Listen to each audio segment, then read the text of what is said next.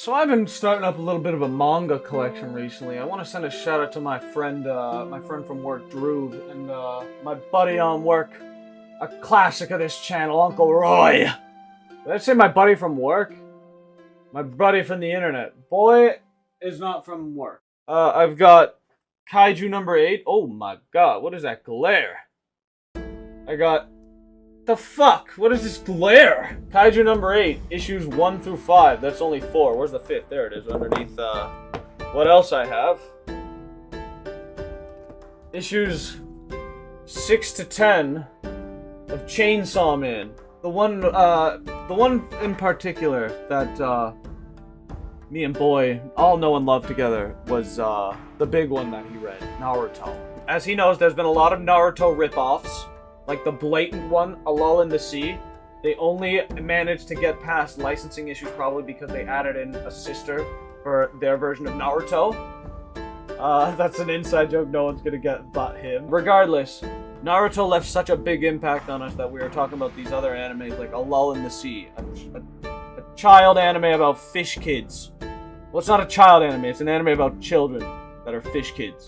And they have emotional issues and stuff. This new anime I'm here to talk about, it's not new, but it's new that I've watched, is kind of a Naruto ripoff. Not in the sense of it's ripping off Naruto, but it's another ninja one. We got ninja shit going on. We got kunais. We got jutsus. We got fucking jutsus. You know what I mean? So, today, we're going to be talking about an anime I like to call Nabari King.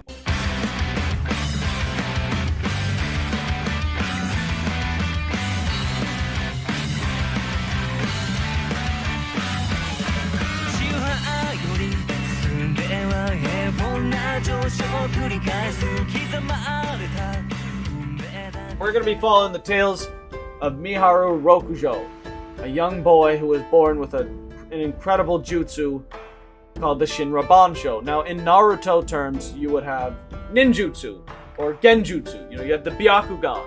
You've got Shadow Clone Jutsu. You got Rasengan. You got the Chidori, the expansion. You know, you've got a whole bunch of different jutsus that, the Mind Flow, the Shadow Control from Ino and Shikamaru. You know, there's all these different jutsus. It's the same in this world. There's, except they call them high jutsus. And the main character, Miharu Rokujo, he's got the Shinra-Bansho jutsu. And that basically means you can control the ninja world, which they call the Nabari world, and the human world. There's two separate worlds. You've got the Nabari world and the human world. They don't really do a good job at explaining, like, what the fuck is the Nabari world? What is the difference between the human world? Like, you're sitting there asking yourself this question throughout the entire show, and they don't really answer it. But simply put, there is no, like, two worlds or anything like that. It's just, like, it's like the seedy underbelly of Night City or whatever the fuck. You know what I mean? Except Night City is really fucked up all over. You have the human world that you and I would be living. Like, I'm making a YouTube video about anime right now. Meanwhile, out in some alleyway, there's a couple ninjas duking it out over a jutsu. So it's like Naruto, except instead of having these mystical villages in the fucking leaves, and the hidden cloud, or whatever the fuck. No, you just have fucking Shibuya City. Dudes are going to school. Like, dudes are in class uniforms, fighting their substitute teachers. So it's all about the hidden Nabari world. There's a clan in the Nabari world called the Kairoshu. And they are after the Shinra-Bansho that Miharu wants. And Miharu is just this 14-year-old. He's kind of a piece of shit in all honesty. He's one of those characters that you don't end up liking at all at the end of it. He was kind of a dick. It took him the whole fucking show to do something. He's one of those useless characters. The useless MC who... Oh, I don't know how to use my power. I can't control it. But it's great. I assure you it's great. But we're gonna spend the whole episode not using it. That's my big complaint for Miharu, the main character. However, aside from him, the other characters are pretty cool. You got the teacher, who is also actually kind of annoying. I'm kind of forgetting their names, actually, even though I just finished it. Oh, Tabari Sensei. That's his teacher, Tabari Sensei. Tabari Sensei has a bigger role in all this, but he's essentially, at the time when you start, his teacher. And he's also part of the Nabari world, and he understands that Miharu has the Shinra-Bansho Haijutsu. And it's all about protecting Miharu and the Shinra Bansho. They want to get him to use his power to seal away the Shinra Bansho, so it doesn't just manifest in someone else once Miharu passes away. And meanwhile, this enemy corporation, the Kairoshu, are after him. And they fucking want this power for themselves. There's a guy working in the Kairoshu, his name is Yoite, and his jutsu, if you will, is called Kira. And it's basically, instead of a Rasengan where you create a ball of light and chuck it, he pulls out he makes a gun with his fist and he uses, wind energy or whatever to, it looks like it's wind, but it's really his life force. The Kira power whittles away your life force is what it does. And Miharu and him form a bond, and that's as far as I'll go with that. I'll let you guys check it out and figure it out. I don't ever spoil shit. I don't want to spoil shit. Of course, Miharu's got his friends backing him up. He's got Mr. Tobari Sensei, his teacher, who's pretty much like a guardian for him. His best friend at school, Koichi Aizawa, the coldest character in the show. Ice fucking cold. There's also the samurai sword-wielding Raime. She's not a ninja, she's a samurai from the Fuma clan. Maybe that makes sense, maybe that doesn't. I hope you've checked out Nabari King, and you're watching this. Maybe you're just because who looks up Nabari King if they haven't watched it, right? Anyways, the big point I want to talk about is the opening theme song. It's called Crawl. Look up Nabari King opening theme Crawl, or whatever the fuck. The opening theme, fucking insane banger. Insane banger. Not once did I skip it, ever. And for those of you who know me, you know I'm big on my anime. I'm incredibly big on an anime's opening theme song. I am very particular with an opening theme song. If an anime has a good theme, it's a very good judging point for me as to whether I'm going to like this anime or not. Neon Genesis Evangelion, of course, being the only outlier in that whole group.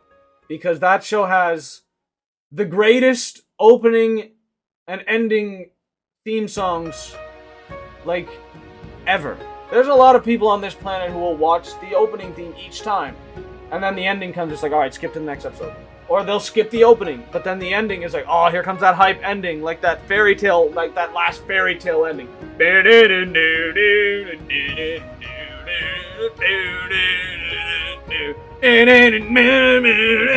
Like that shit, I never skipped that once.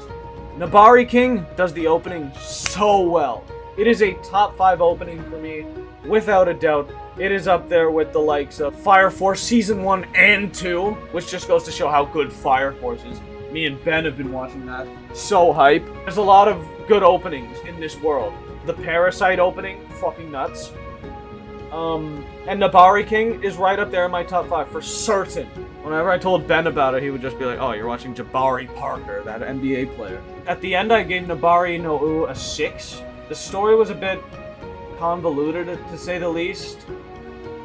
I don't even really know how to explain it, but there is a story, make no mistake about it. It's all about retrieving the Shinra Bansho out of Miharu. It's a story and it's coherent, but I definitely gave it a 6. The opening was definitely the best thing about it.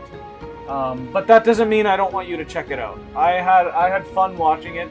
I definitely enjoyed those characters. Koichi Aizawa, once again, the coldest motherfucker in that show. I definitely recommend you at least give it a watch, or maybe watch another more well put through review of it, because fuck if I know what I'm doing. Anyways, that's me rambling about Nabari King. I finally finished it, and it's wild because I randomly came across that show one night on 9anime.tv. I was in the middle of my Naruto run, and I had just opened up 9anime, and you know how they recommend you animes? Like, they just got random-ass anime shows there on the front page. Nabari No Ou was right there on the front, and I just happened to click it by accident. And I was in my bed right over there. I was just lying down, probably getting ready to pass out to an episode of Naruto. And I just said, fuck it, let me check this out for a minute. I'm just gonna leave it. And I left it, and I added it to my list after I watched the first episode. I finally finished it. So this is one of those accidental finds. And on that note, I will play you out to a small chunk of the opening because I have decided throughout this video I don't give a fuck. I'm going to play a bit. I hope you enjoy it. I hope it inspires you to check out a great random accidental anime I found. And until next time, ladies and gentlemen, this has been another review from your boy. And I shall see you in the next one. Please have yourselves a damn good one.